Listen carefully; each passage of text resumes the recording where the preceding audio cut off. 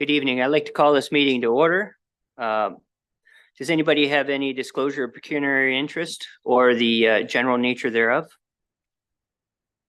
Seeing none.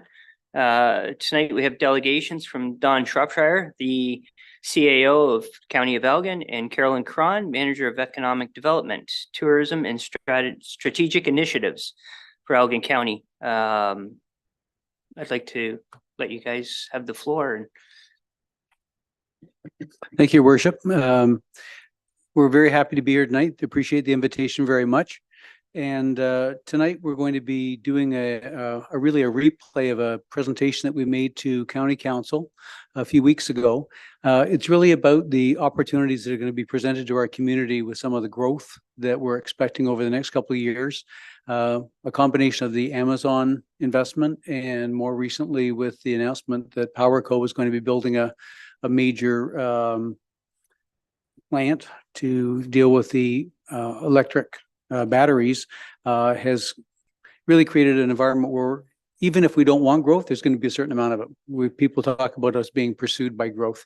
But right now we have some choices to make as communities as to how we manage that, whether we consider it an opportunity that we want to jump on or whether we consider, the existing economy something we want to preserve. We're really out today to try and share some of the initial thoughts that we have regarding the growth that's coming to our community and to start seeking guidance and direction from local councils as to how you want to manage it. And really, this is the beginning of a conversation. We don't expect there's any way that we're going to be finished everything tonight.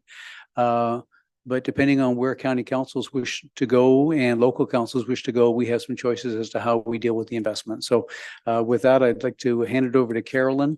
We'll walk you through a couple of different components tonight. First of all, on economic development and then some implications for planning as well. So again, thank you very much for the invitation. Thank you very much. So today we would like to have a discussion. So if at any point you have any questions or a comment, feel free to interrupt me and we can have that conversation as I'm going through some of these topics. And I've also built in checkpoints and times for discussion as well. So again, the purpose of today's presentation is that how should the county set up economic development and planning to make sure that we get the most out of the Amazon development as well as the PowerCo development in St. Thomas. And these developments are generating a significant amount of interest in this area. And we've already seen an increase in inquiries about land and real estate in this areas. And we'd like to maximize the benefit for our communities through careful planning. So again, the goal of today's presentation is to help you define the growth that you would like to see for Central Elgin and Elgin County. So if we could move to the next slide, we'll see that the PowerCo Gigafactory is not just a factory, it's the catalyst for economic change. This factory is expected to employ 3,000 people directly and another 30,000 more indirect jobs. So that is a big deal and a lot of change in a short amount of time. So this will result in increased job competition and population growth will have a regional impact. So again, this is going to impact not only Elgin and St. Thomas, but also our surrounding municipalities. So Elgin County, St. Thomas, and our neighboring municipalities, London, Oxford, Norfolk, and beyond, will be competing for these ancillary type industrial investments that come along with the EV battery plant. And we can flip to the next slide. Thank you. So as businesses flock to our region, skilled labor competition will also intensify. So our existing businesses will be impacted as well. So this influx of jobs will attract a diverse range of people, and assessing workforce needs and investing in training are crucial. So our existing businesses, again, will need support amid all of this development. So what types of skills are going to be in demand? What kind of jobs will be in demand? And how will this impact our existing businesses? These are all things that we need to consider as we prepare for this growth. And we'll see some more factors for consideration on the next slide. So to support this growth, we'll need some careful financial and land use planning to make sure that we can support the demands of housing, business, both industrial and commercial, agriculture, and recreation. So infrastructure upgrades may also be necessary for accommodating this population and business growth. So some other things that we need to consider are housing affordability and supply, transportation, education, healthcare, public safety, recreation, and other social services. So again, this growth has many impacts, and there are many things that we need to consider as we prepare for both industrial and residential growth. So as a part of this process, we also need to consider our communities. We need to make sure that this growth aligns with the development or the priorities that our community has. So welcoming newcomers and immigrants ensures our communities remain safe and inclusive places where all residents thrive. So as we have these new jobs, new opportunities, new people will be moving into our communities. Are we prepared to be a welcoming community? So again, community engagement plays a pivotal role in achieving this. And on the next slide, we'll see some of the benefits of our growth. So industrial growth offers tax revenue, job creation, economic stimulation, and improved infrastructure. An increase in industrial tax revenue can help support the increase in service levels required by population growth. It also enhances property values and fosters community vibrancy. So again, sustainable and well-planned growth is essential for long-term benefits. And then preparing for development. So to prepare for this development that Elgin and St. Thomas and the region will see, we need to understand the type and level of growth that is desired in your communities. Do you want to attract new residents? Do you want to attract and grow your commercial businesses? Do you want to attract and grow your industrial tax base? What kinds of incentives will be needed to attract these investments? So if you want these investments to come to your community, to Central Elgin, do you need additional incentives to get those businesses here? Or is the proximity to PowerCo enough of an incentive for businesses to locate here? And if we go to the next slide, there are some questions here that we can take a moment to discuss. And we would welcome your feedback. So what is the appetite in your community to welcome investment? How aggressively would you like to pursue growth? Are you interested in exploring incentives and different ways of attracting growth to Elgin and Central Elgin? In terms, and that's the next one. So how welcoming will our communities be to newcomers? So with all of this growth, again, new people coming to the area, are we prepared to welcome these newcomers to our communities? Or are there some steps that we need to take to make sure that we do welcome the newcomers when they come? And with that, we're happy to hear some of your thoughts or continue if there are none, but we can give you a moment to think about that. That's a lot to take in. As Carolyn was talking, I was thinking about some of the things I've heard about Central Elgin. I've heard this council, has expressed concerns about, maintaining a certain level of taxation or trying to maintain or even reduce taxation. So when you have a growth opportunity like this, it's a sweet spot to be able to reduce taxes. If you can have your assessment growth outpace inflation, that's an overall benefit to the community. I think the thing that has to be, considered is what's that going to do with the quality of life to the community? Because we've also got a certain, environment. Our agricultural community is really, really strong, and that sort of creates certain qualities of life as well. So it's sort of some of those trade-offs. And I guess that'd be one of the things I'd be really interested in hearing from members of council or the community at some point. Thank you, Deputy Mayor. Initially when we first sat in these chairs a year ago, one of the big discussions we had was that we are so small in the industrial section in our tax base. That was the biggest area for improvement. And by making 5%, we double our improvement.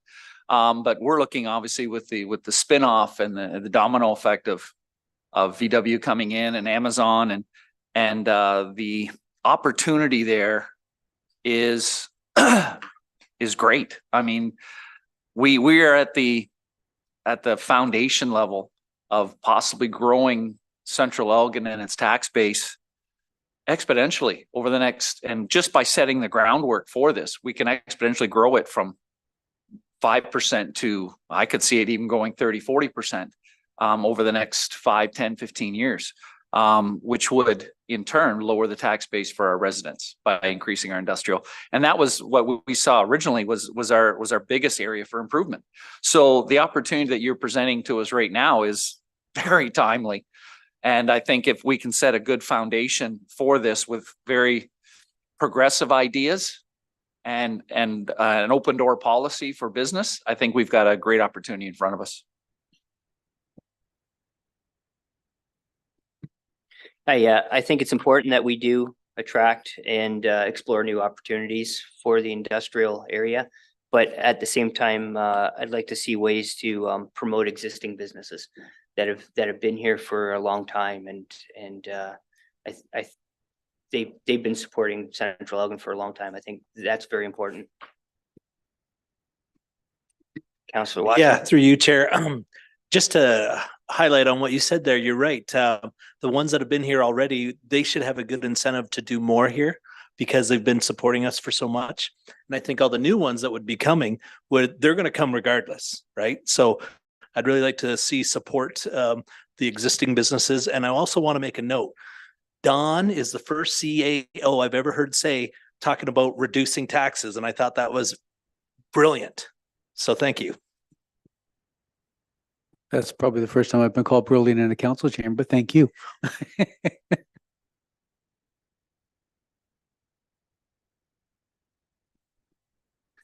So Deputy Mayor Noble is, we're going to touch on one of the major points that he just talked about in terms of support to our local businesses. I think that's been part of, Carolyn and her team's strategy. But the other thing before we move off of this one of the other things I would like council to give some consideration to is we're expecting a lot of jobs coming into the community. Amazon is going to have somewhere between 1,000 and 1,500 jobs when they get fully staffed up. We're talking about 3,000 jobs for the battery plant alone. The Premier announced in June that they would be expecting about 30,000 new jobs. There's no possibility that those jobs can be filled by our local citizens. That's going to require a huge amount of new people coming to our community. And when I say our community, it's not just Central Elgin, but it could be, London, Woodstock, St. Thomas, as well as our neighbors on the east and the west. So I think given some of the experiences I've had in some previous work, there does have to be some consideration to how our existing residents are able to welcome people coming into the community and how they're integrated. My family came to Elgin County about 100 years ago, but when they first came, they were new and they had to be sort of considered and adopted as well. I think we have to go through that again because a lot of those folks are not going to be speaking English as a first language. They're not going to be, eating the same food or having the same culture, and how we make them feel welcome and coming into our community is going to have a lot to do with how successful we're going to be in integrating them and being successful with some of the things we're trying to do. So that's something we're maybe not for tonight, but I think that's a really important point. Thank you.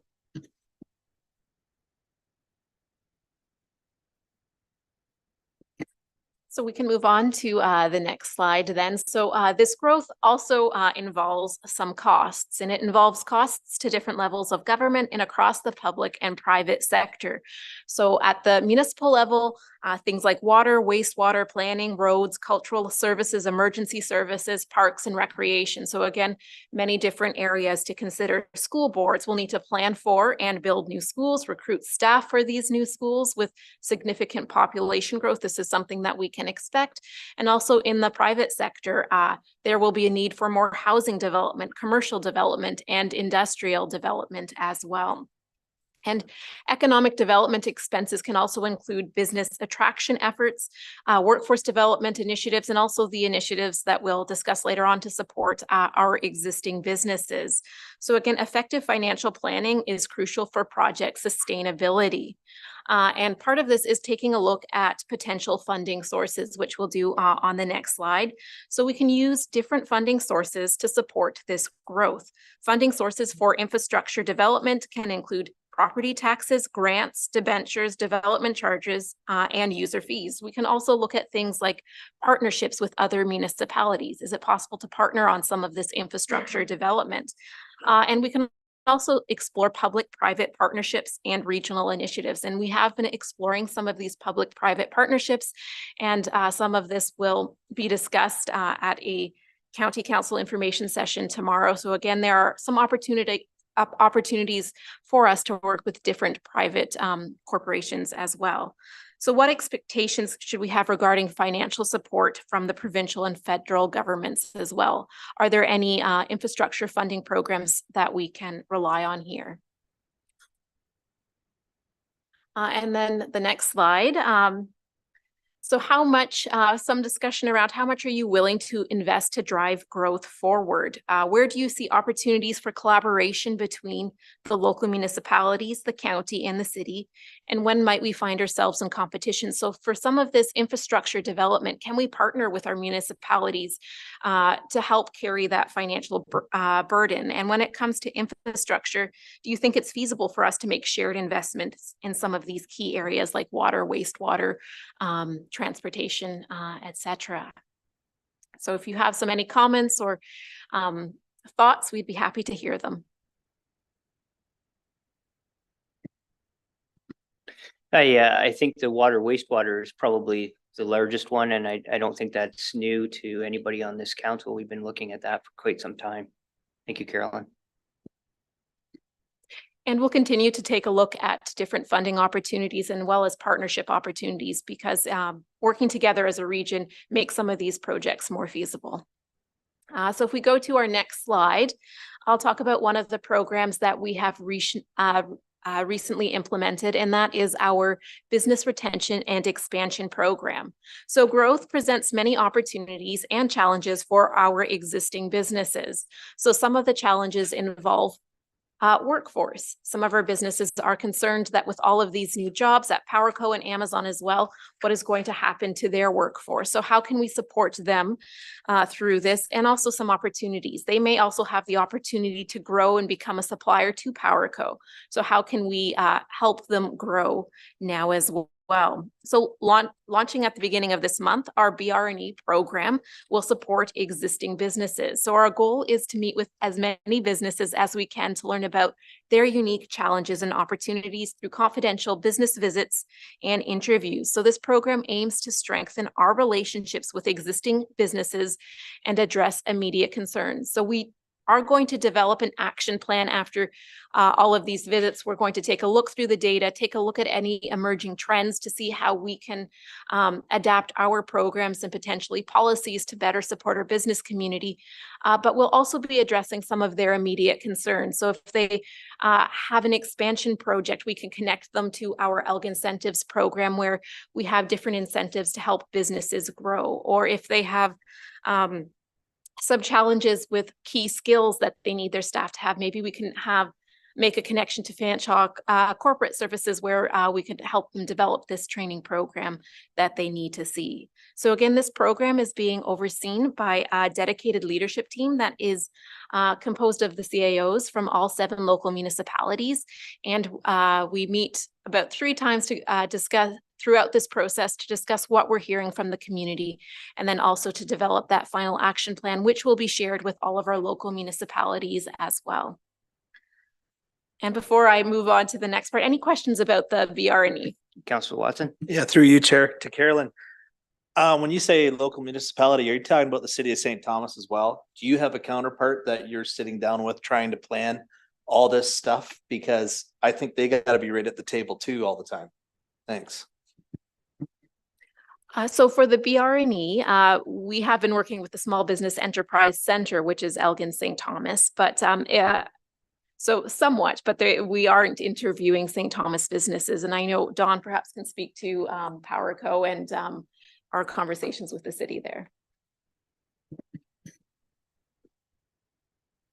So we're in an open session of council, so I'll say exactly what I'd say if Mayor Preston was in the room or my counterpart. We get in a situation like this, and it's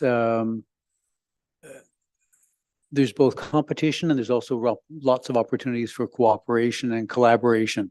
And I think at various times you're going to have different focuses. So as an example, right out of the gate, you've got to give St. Thomas a gigantic applause or kudos for having won a global wide competition. And as a result of that investment that we're going to get with PowerCo, we've got huge opportunities that we wouldn't otherwise have had. But at the same token, we'd also like to have a whole lot of the benefits that might accrue from some of the plants that are going to be supplying or buying some of the products that are going to come out of that plant. And if we're not doing a whole lot of collaboration, we could miss some of those opportunities. So I think, Carolyn's talked about BR&E, and the deputy mayor also spoke about it a few minutes ago. Trying to make sure that our local businesses are also given the opportunity to have a benefit from there is going to be key. St. Thomas has also got their own local businesses. So there's going to be times where, quite frankly, we're going to be competing to see who's going to get what piece of the pie. But overall, if we don't recognize that at certain points we're going to have to collaborate, we're going to miss a lot of opportunities. Because to really blunt, they're out of the gate a whole lot ahead of us, and we have more to benefit by collaborating than they would. So I think we've got to, be realistic with this at the same time as we've got to make sure that our folks are taken care of, and that's our responsibility primarily. It's not the mayor of another location, right? So a bit of a talked around it, but at the end of the day, I think you're going to have cooperation, and you're also going to have some competition, and we've got to be, as the leadership, local councils and county council and some of the staff have to take some responsibility for trying to figure out where we're going to have those different initiatives. But I think it's an insightful question, and we've got to do some work to make sure that we're going to get the best out of it. I think just one other thought, we've talked about us having to invest to be able to support some of the development. So here's an example where St. Thomas, within the last 10 days or so, have released a environmental assessment document for their new wastewater treatment plant. And it's $257 million for the plant. That's what's being proposed. If we want to put in more wastewater treatment in Elgin County, I don't think we're going to see another $250 million come from senior levels of government to be able to pay for that.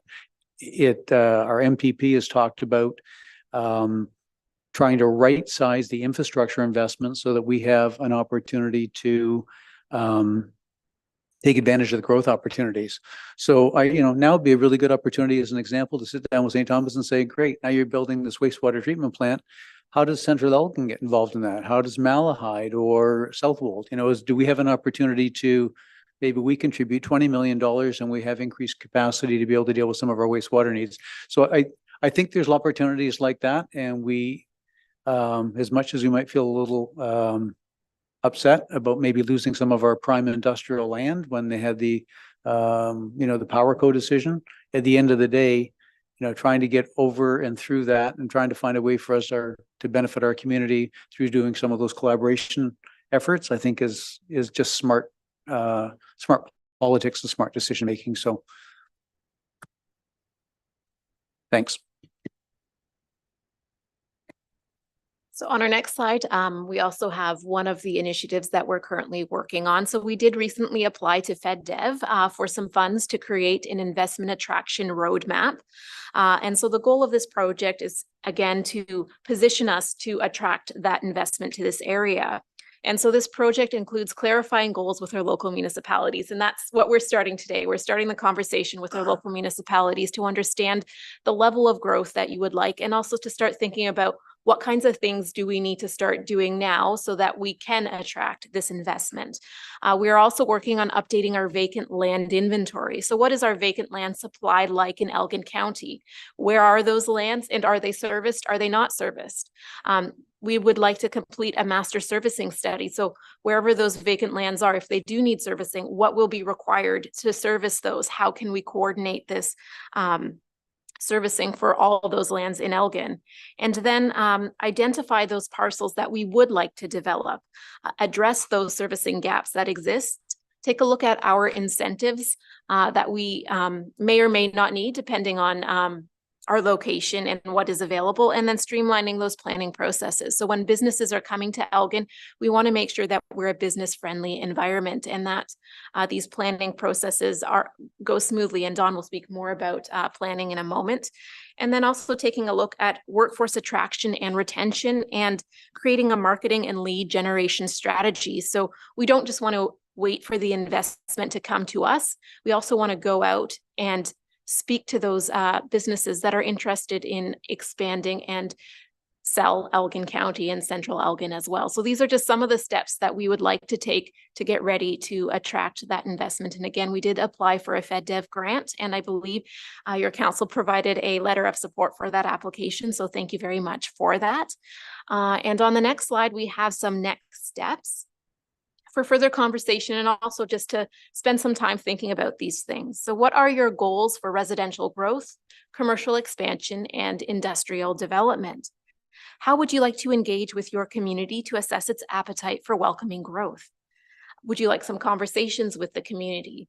What is your plan to support infrastructure development to accommodate the desired growth? And again, Don mentioned one of those opportunities. Is there an opportunity to collaborate with the city of St. Thomas for some of that infrastructure?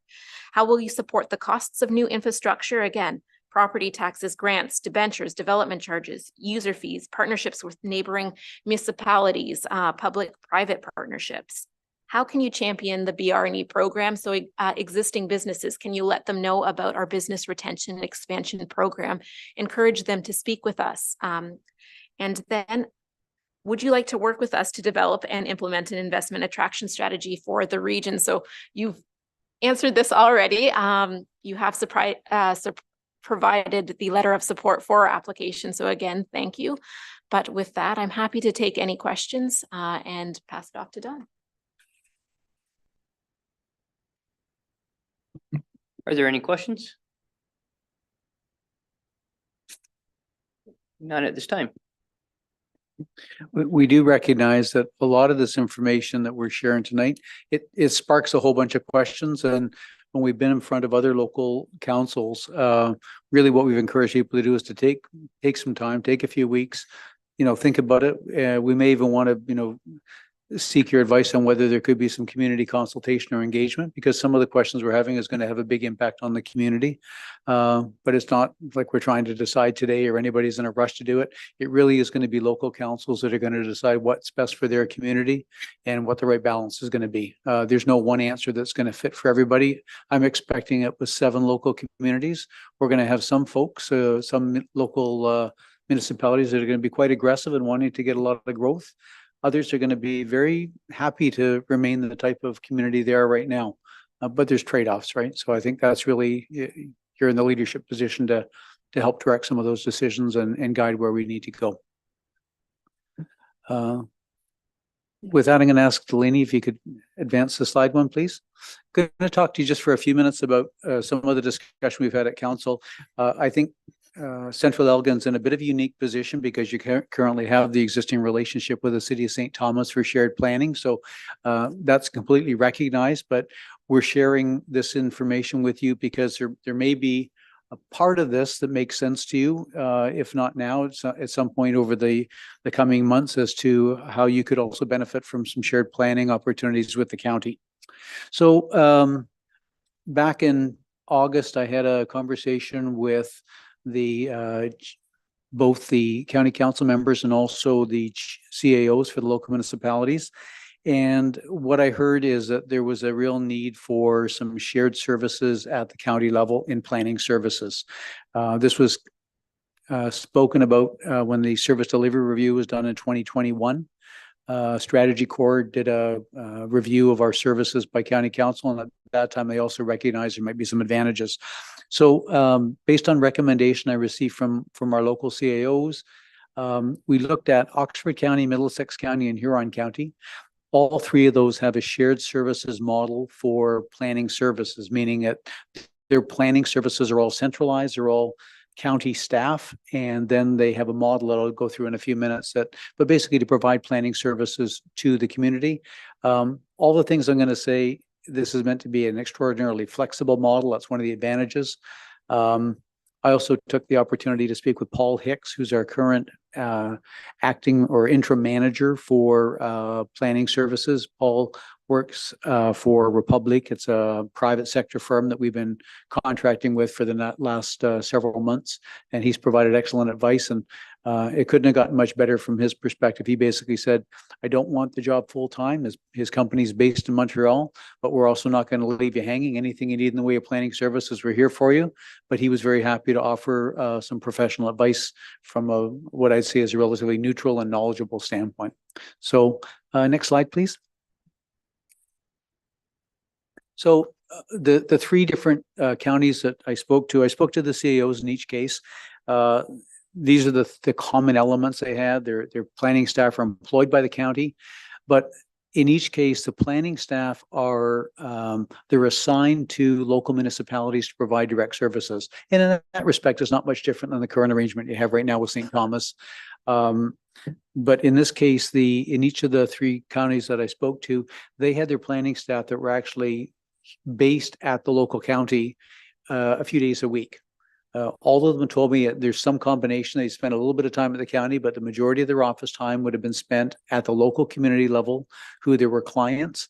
And they also were quite blunt about saying work from home is a big piece now for people in the planning sector. And that quality of life becomes an issue of being able to attract and retain quality staff. So it's something else to sort of think about. But the number of staff that are assigned would be based on the volume of work you have.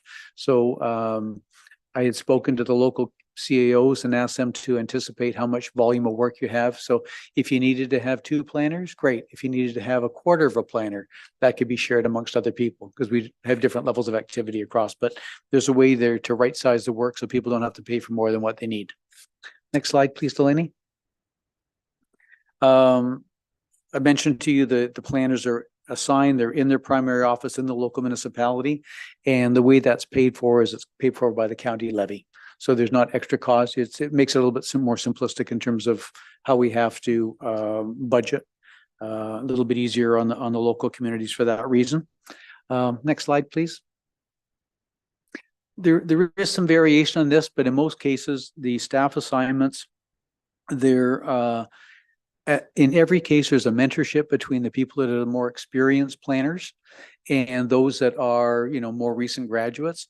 And sometimes the planners are moved around on a more regular basis, so they get different types of experiences. You can imagine that if someone was working in West Elgin, where most of their planning stuff would be dealing with severances from, farm lots, somebody wanted to carve off some space for a new house. That's going to be very different than perhaps what you see in Elmer, where they're going to be dealing with some different types of planning issues. So it really is an attempt to try and attract planners and give them an environment where they're going to be able to grow professionally and they could build a career rather than just feeling like they're going to come in and they'll get the same type of work all the time. So that's seen to be an advantage. Next slide, please. Oxford County, their distribution, there was no area rating, allocation of planning staff is weighted based on population. All of the planning models that I talked about, they talked about some primary duties like the regular severances, but Oxford also recognized that as soon as they built into this model, they were also able to do other things that they hadn't been able to do previously in the smaller communities. So secondary plans, zoning and site plan approvals, those are, I'd say, more complex planning things that can be done if you have more experienced planners or teams of planners working together. Next slide, please. Middlesex, some of the same variations, I'll just point out the last bullet on there. There was something that was unique to Middlesex. They had a sale of some property a few years ago, and they put it into a reserve where local municipalities within Middlesex County could then access the reserve for an interest-free loan for up to 8 years. So if Ward 4, if Councillor Connors, saw an opportunity within his community, somebody wanted to make a major investment, but you came back and said, well, for us to be able to support that investment, we're going to have to run a new water line that's going to, require a $4 million investment. And county council goes, well, the interest on that's getting a little bit more expensive. Having a pot of money that you could draw upon and pay back interest-free loan for X number of years, it makes it a little bit easier when you come to council and make that pitch. So we are talking to some of the local municipalities about some models that we could also build a bit of a reserve for a growth fund and help provide that type of support. But the focus is really trying to make sure two things. One is the local municipalities would have to have a stake in the game. Middlesex has a 10% stake, interest-free loan for 8 years. But there's also what we're talking about now is the benefits of investing in initiatives that will build more assessment growth. So getting back to, if we can get enough assessment growth, it makes the tax burden spread out amongst a larger number of people, and it's less for folks. But to do that, you've got to try and invest in things that are going to build more investment. And industrial growth is basically the fastest way to do that. Next slide, please. Huron County has a number of other unique features. They have a real big focus on making a relationship with the post-secondary institutions that train planners, and they do a really active recruitment there. And then they make sure that those local planners are then teamed up with more senior planners so that there's a mentorship and a development. So, you're learning a new trade, you're going to, work with people that have some skill sets and help develop them. So having relationships with post-secondary institutions, I think, is really a good way to go. They've also been able to specialize some other planners. You can see up there, they've got a climate change officer, a forestry conservation officer. I'm not aware of many communities that are not sort of the size of London that would have the luxury of somebody that has those sort of specialty skills. But when you get a team of people working together, then they have a little bit more opportunity to build their expertise and to develop. So I think we've got some things that we could, lessons learned from other communities. We could use that to help build our own model when we go down this road. Economic development in some of these other models, they've been tied very closely to planning services and economic development. Sometimes they're direct reports. At various times they've evolved so that they're more direct reports to the CAO's office. But the point I wanted to make is that economic development and planning services are tightly linked. And one of the things I'm hearing from all of our local municipalities is we need to make sure we've got a really good, strong planning department to help guide some of the investments we're going to make. And so when, Jeff and his team are developing, infrastructure projects or making other types of investments, we're doing that in a way that's going to maximize the return and benefit the entire community, because we've got to do that, with limited resources. It's not a blank check. Next slide, please. So those are some of the additional considerations. When I said I talked to Paul Hicks, he was very supportive and he knew all of these communities really well. And he said the shared planning model is something that makes sense and we should definitely take a look at. There's no question St. Thomas has they have a mature planning services model as well, and you're currently benefiting from that.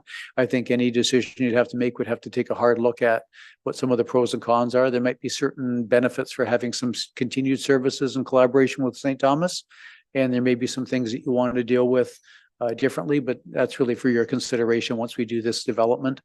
Where we're going to go in the next couple of weeks is we are going to build a basic template for the county council budget for 2024. This will be something that's going to have to build over time. It's not going to happen on January the 1st, but we are going to be looking at presenting to county council a model that would include a director of planning services, a senior planner or manager, I'm not sure what that would end up being, and one or more junior planners, depending on the volume of work which is being projected by the local municipalities, and also the time frame on when people wanted to join this sort of model. There's absolutely no requirement if Central Elgin decided that, doesn't make sense for you right now because of the relationship with St. Thomas, not a problem. You can come back and revisit that at some other time, or you can continue where you are.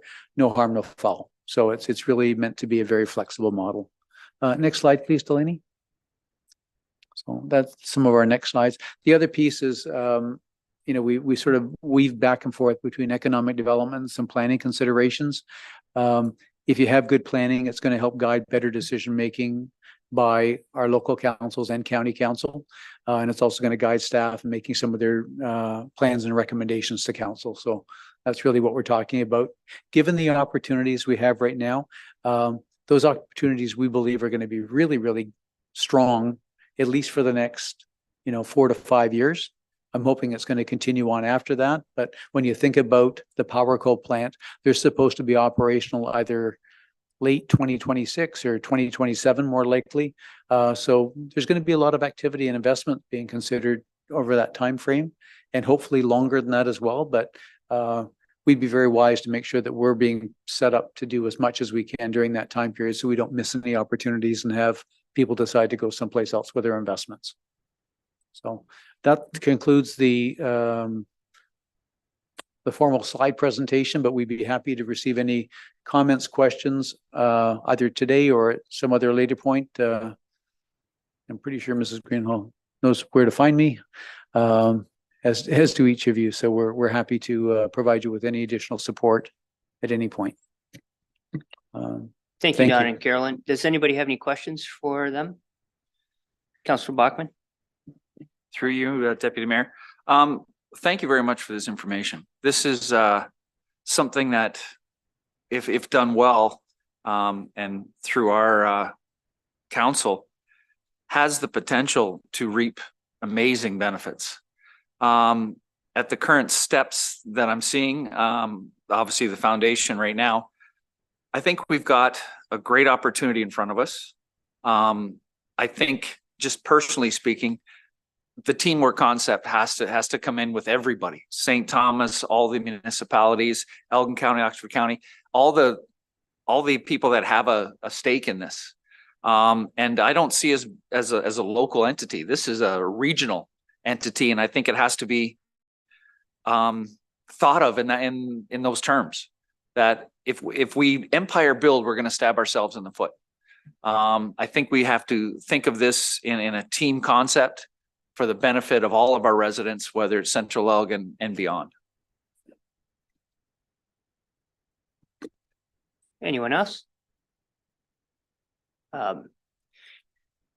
For Central Elgin, I think one of the large challenges might be the traffic as well. I'm sure that's already been brought up, but with PowerCo and with the expansion in that area, there's not too many trucks that don't pass through Central Elgin to get to that point, even with the bypass being there. And I think it's a concern if there's added costs and whatnot that happen in that area, that we have an answer to that. Yeah, and I've only got part of an answer, but there is going to. I was speaking with Peter, our Director of Engineering Services. He'll be coming back to County Council within the next 2 weeks or so with an update on some of the regional traffic plans that are being done with Highway 3. But that what the Deputy Mayor was raising is very much on our minds as well. It's going to be a lot more demands on our infrastructure, and we need to plan for that. So, yeah, good points. Thank you. And as well, the shared planning department would be very advantageous as far as streamlining some of the processes between us and Elgin County. And does anybody else have any questions or anything they'd like to mention? Is that the end of your presentation? Well, thank you very much for coming. We appreciate your time and the insight, and I'll see you tomorrow. Thank you very much. Appreciate the invitation. Thank you. Can I get a mover and seconder to for the confirmation bylaws? Councillor Watson, Councillor Halpin. Mr. Deputy Mayor, the motion reads, moved by Councillor Watson, seconded by Councillor Halpin, that bylaw 2842 be read a first and second time. All those in favor? I will just call the vote if that's Okay. okay, Mr. Deputy Mayor. Councillor Graham,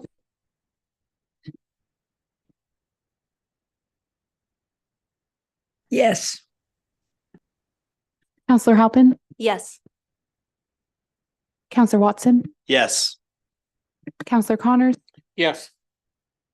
Councillor Bogman, Yes. Deputy Mayor Noble, Yes. Mayor Sloan. Yes. That's carried. Thank you. And moving or seconder for bylaw. 2842 be read a third time and finally passed. Counselor Connors, Counselor Bachman.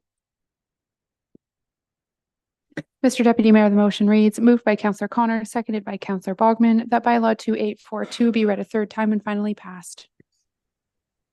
Counselor Graham, Yes. Counselor Halpin, Yes. Counselor Watson, Yes. Counselor Connor, Yes. Counselor Bogman, Yes.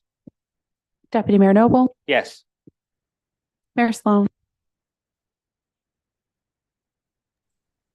Yes. That's carried. Thank you. And adjournment motion. Counselor Halpin, Counselor Bachman. Mr. Deputy Mayor, the motion reads, moved by Counselor Halpin, seconded by Counselor Bogman, that the special meeting of council dated Monday, November 27th, 2023 be adjourned at 5:47 PM. All those in favor? Counselor Graham, Yes. Counselor Halpin, Yes. Counselor Watson, Yes. Counselor Connors, Yes. Counselor Bogman, Yes. Deputy Mayor Noble, Yes. Mayor Sloan. Yes.